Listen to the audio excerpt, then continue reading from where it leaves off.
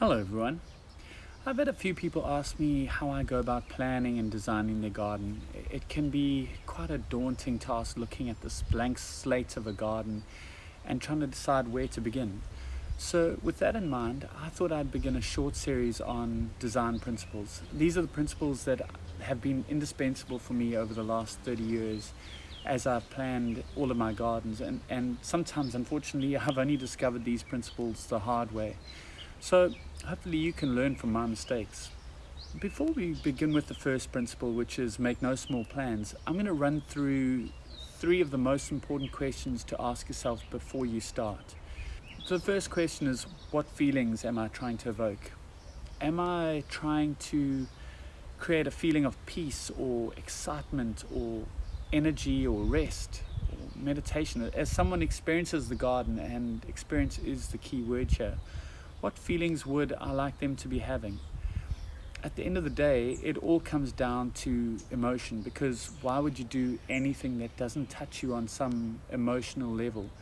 A garden is on so many levels about taking people on a journey. It's about guiding them to a place or a feeling. So what is that place or feeling you're wanting to take them to?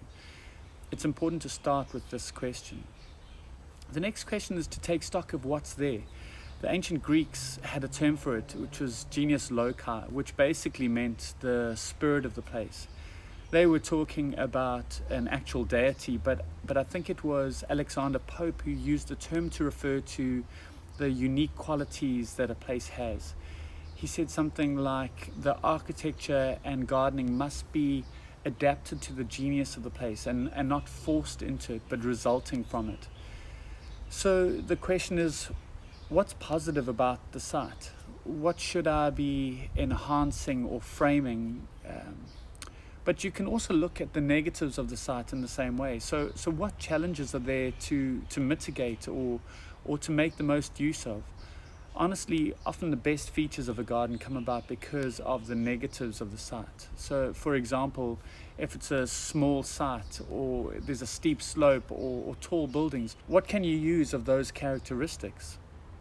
And one of the key tools that I use when it comes to what is there comes from the law of regulating lines that the architect Le Corbusier was a big proponent of. Basically what this is the concept of taking lines or axes from buildings or structures or dominant features and using those regulating lines to inform the space and the design around it. This plays a huge part in how I design, and it really helps to integrate the garden with the architecture. But more about that later. The next question is, who is it for? This too is a multi-layered question. A good garden designer keeps this in mind and keeps in mind who is there, but a great garden designer thinks about who will use it in years to come. At the end of the day, your client is the person you're designing the garden for, whether it's you or somebody else. But if a garden is to last, we need to be thinking into the future.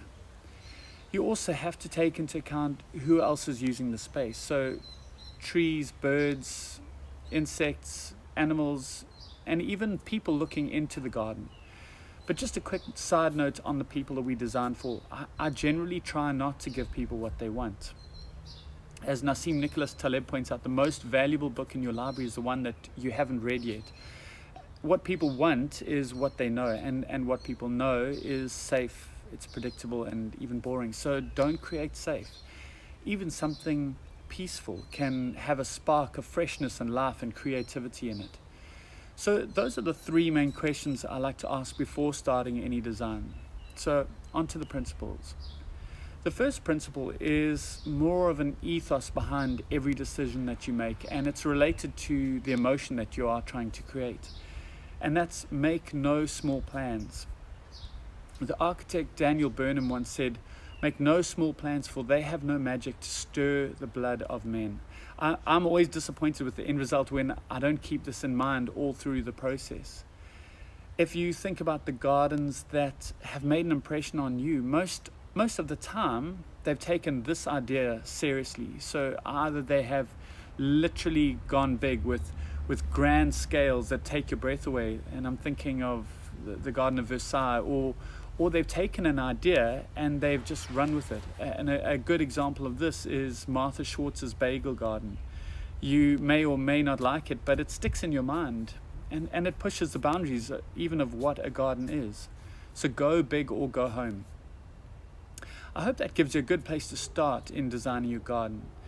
If you've enjoyed this video, then check out some of the other videos on the channel, and I'd appreciate it if you'd like and subscribe if you haven't already.